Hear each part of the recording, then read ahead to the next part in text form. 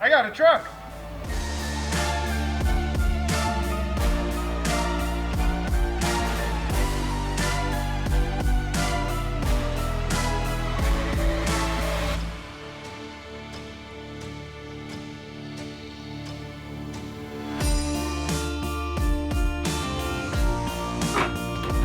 I mean, the bed's big enough for you to sleep back here if you're brave.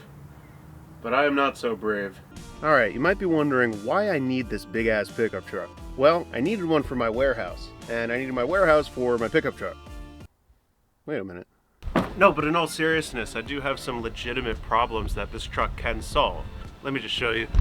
So as you can see, there's really not a whole lot of storage in this place. I mean, I got this shelf that came with the place, but other than that, it's pretty bare bones. So I've had to resort to putting stuff like jack stands and ratchet straps on the ground. But Quincy, you say, why not just get a U-Haul? Okay, I could get a U-Haul for that one like shelf thing, but there's a million little things that I have to do, and after the first month alone, it'd be like $1,000 of U-Haul fees. I'd rather put that money into a nice pickup truck. Have I shown it to you? Like, have I given you the tour? Look at that.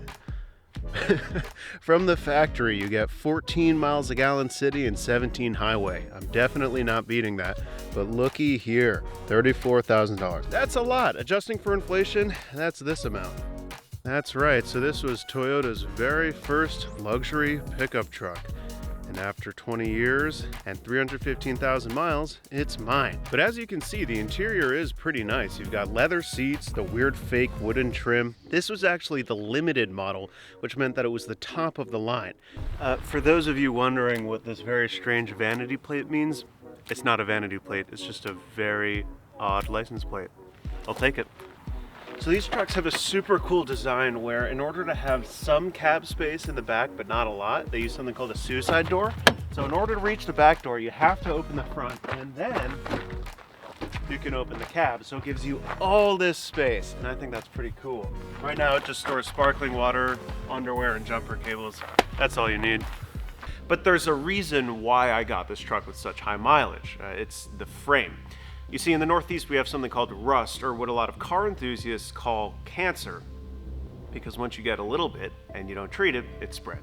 And rust is really bad. In fact, the first few trucks I saw were so rusty. There was this one, which was pretty notable because, well, it had booger weld patch jobs on it, and that's horrifying. This one had its frame replaced, and it's still in fantastic condition, which made this one a rare gem. All right, the $1 million question, or rather the $6,250 question, because that's how much I paid for the Tundra. And yeah, for those of you still wondering, yes, the car market is still out of control, But the title of this video is The Car Myth That Costs People Thousands. And what that myth is that just buy brand X and change the oil and you'll be fine. And I can't tell you how stupid that is. That's the worst advice ever.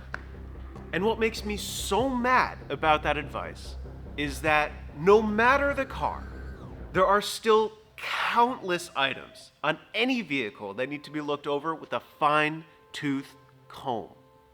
And if you're not mechanically inclined, get a pre-purchase inspection. If there's anything you learned today, it's get a pre-purchase inspection. Anyways, there's actually a huge problem with this truck. Most people, if they weren't mechanically inclined, wouldn't know. And it really would require them to replace this truck, potentially, after just a short amount of time driving it. It's something that you can't see just by looking at it. Why don't I just show you?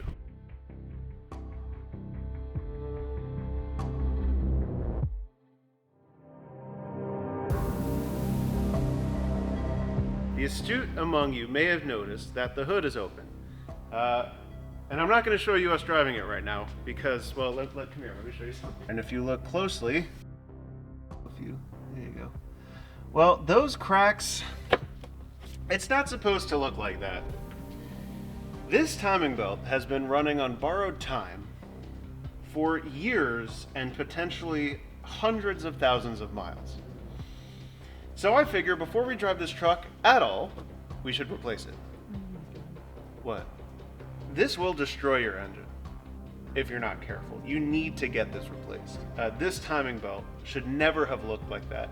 And if you own a vehicle with the timing belt and you don't know when it was replaced, you got to figure that out. This is just one of the many reasons why the old adage, just buy a Toyota, is really fucking stupid.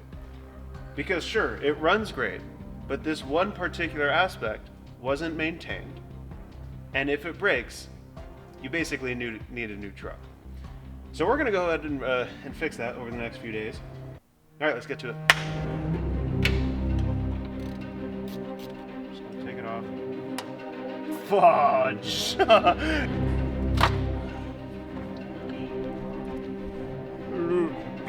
I feel like I haven't provided the proper context for what would happen if a timing belt breaks. You see, the timing belt holds both the top and the bottom of the engine in sync, and they operate the same space but at different times. And should it break or snap, they'll kiss each other. That means you'll have to rebuild or replace the engine. Also, I'm in Joel's basement. Remove the 3 bolts in the rear of the skid. Same thing in the front. There should be another 3. Just never have the right thing. Okay, that bucket's getting fuller than I'm liking. Right-hand timing cover.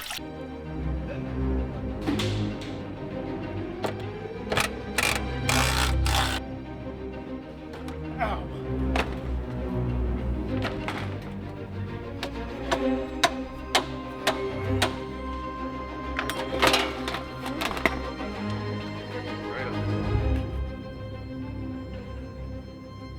Let's take a better look at this here.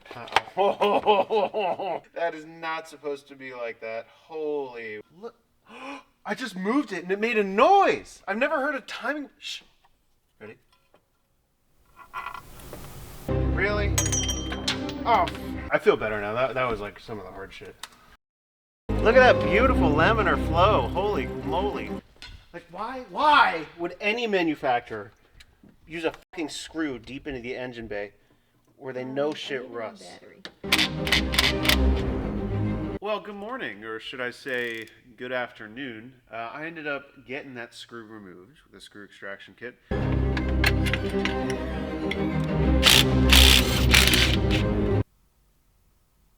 Are you filming? Oh, well, hello. You may or may not have noticed that an amount of time has elapsed. Oh. Did that just break off? It did, because... Oh, no, it didn't.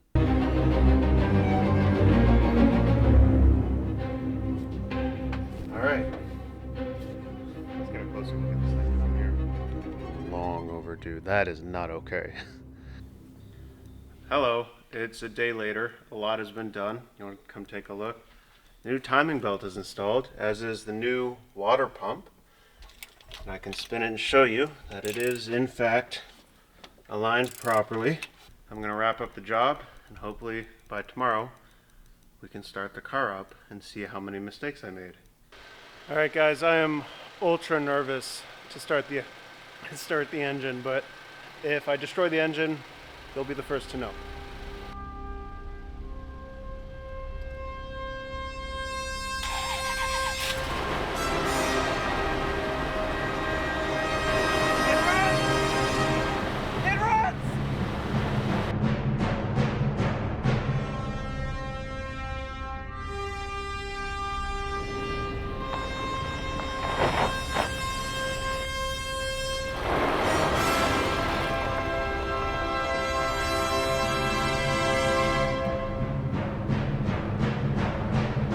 Hey, remember at the beginning of the video when I said I needed this truck to like pick up shelves and wood and stuff like that? Let's go do that.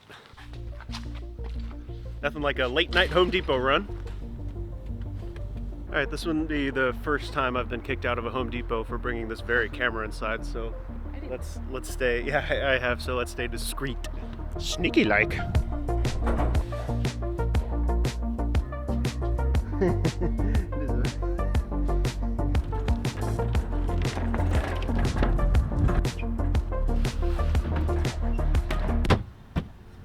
Oh, did you want to get in? All right, I'll see you later. Back it up!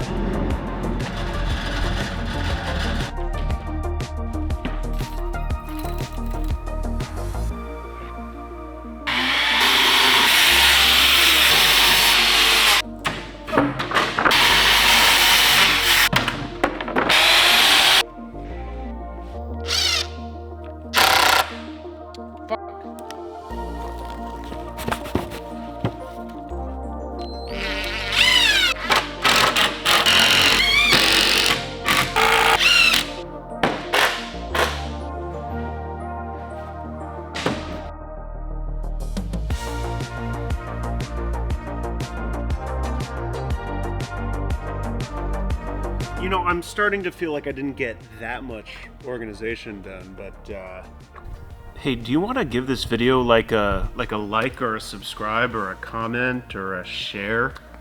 It just helped me out a lot.